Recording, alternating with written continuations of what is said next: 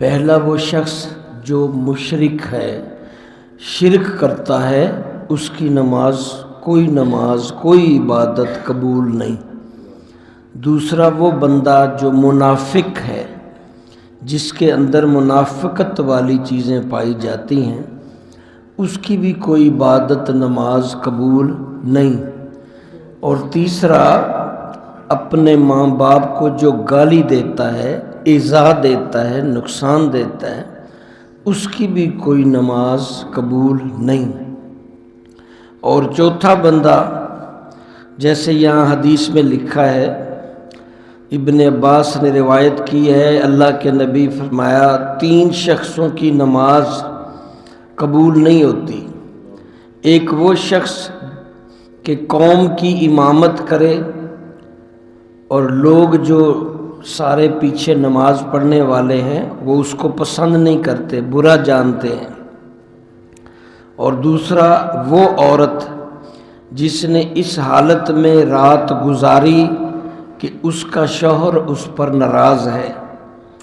اور تیسرا وہ شخص مسلمان بھائی جو آپس میں کسی دنیاوی جھگڑے کی وجہ سے رشتہ داری ختم کر دے، یعنی رشتہ داری توڑنے والا، سگے بھائی بہن ماں باپ کے ساتھ ہمیشہ ناراض ہو جانے والا، اس کی بھی نماز قبول نہیں ہوتی۔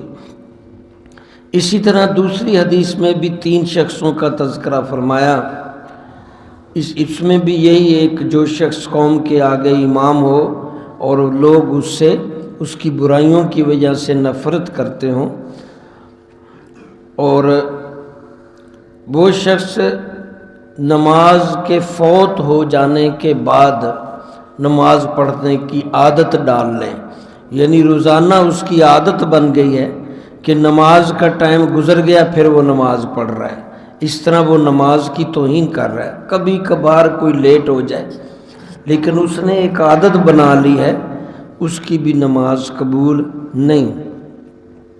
اور اگلا شخص بتایا جس نے کسی آزاد بندے کو پکڑ کر جبراً اپنا غلام بنایا اور لوگوں کو بیچ دیا، یا اس کی کچھ مجبوریاں لے کے اس کو اپنا غلام بنا رہا ہے، اس سے مفت میں غلامی لے رہا ہے، اس کا معاوضہ نہیں دے رہا، یا آگے لوگوں کو بیچ دیتا ہے، کسی عورت کو یا مرد کو بیچتا ہے، اس کی بھی کوئی نماز قبول نہیں ہوتی۔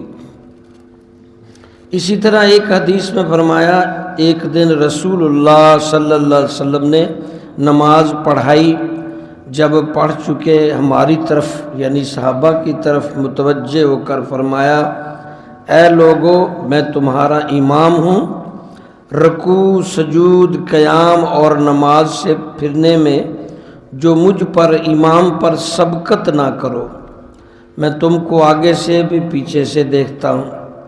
یعنی وہ شخص، اس کی بھی نماز قبول نہیں ہوتی جو امام سے پہلے رکوع میں چلا جائے، امام سے پہلے رکوع سے اٹھ جائے، امام سے پہلے سجدے میں گر جائے، اور یہ چیز اکثر لوگ اس پہ دھیان نہیں دیتے۔ امام جب لفظ پورا کر لے اللہ اکبر یا سمیع اللہ لمن حمیدہ، تب مقتدی اپنا سر اٹھائے، امام کے پیچھے پیچھے چلنا ہے، امام کے برابر یا پہلے نہیں۔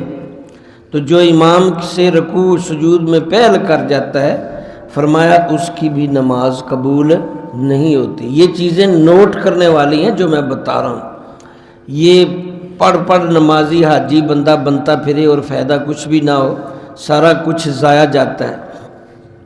اسی طرح اگلی حدیث میں بھی اسی طرح کا یہ ہے کہ نبی صلی اللہ علیہ وسلم فرمایا، جو امام سے پہلے اپنا سر اٹھاتا اور جھکاتا ہے، اس کا جو پیشانی کے بال ہیں وہ شیطان کے ہاتھ میں ہے، یعنی شیطان تو چاہتا ہے کہ بندہ کوئی نیکی کرے ہی نہ، تو نماز میں بھی شیطان چڑھ آتا ہے کہ وہ کہتا ہے امام سے پہلے جلدی سے اس کو رکوع میں امام سے پہلے بگا دیا، امام نے ابھی رکوع اٹھے نہیں اور پہلے اٹھا دیا، سجدے میں بھی آگے پہلے۔ تو یہ چیزیں غور رکھیں اس کو۔ یہاں ایک حدیث امام نووی رحمۃ اللہ علیہ نے جو نقل کی ہے کہتے کہ دمشق میں اسٹوڈنٹ حدیث کے پڑھانے والے بہت بڑے محدث تھے، ان سے میں حدیثیں پڑھنے گیا۔ بہت لوگ پڑھتے تھے حدیثیں اور بڑے اچھے انداز سے وہ حدیثیں سناتے تھے، لیکن چہرہ نہیں دکھاتے تھے۔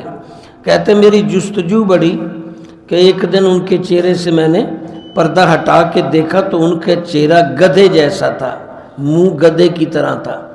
تو میں نے پوچھا کہ یہ کیا ہے؟ وہ حدیث پڑھانے والے نے بتایا کہ میں نے حدیث پڑھی تھی جو امام سے پہلے منہ اٹھائے گا، رکوع سجود پہلے کرے گا تو اس کا منہ پھر جائے گا، بدنما ہو جائے گا۔